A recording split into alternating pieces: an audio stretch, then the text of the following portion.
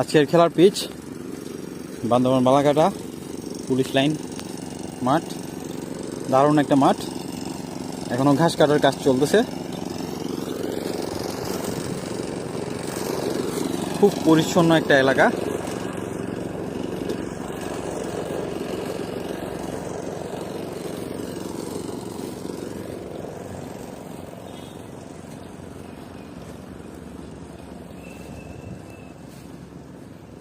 Batting pitch.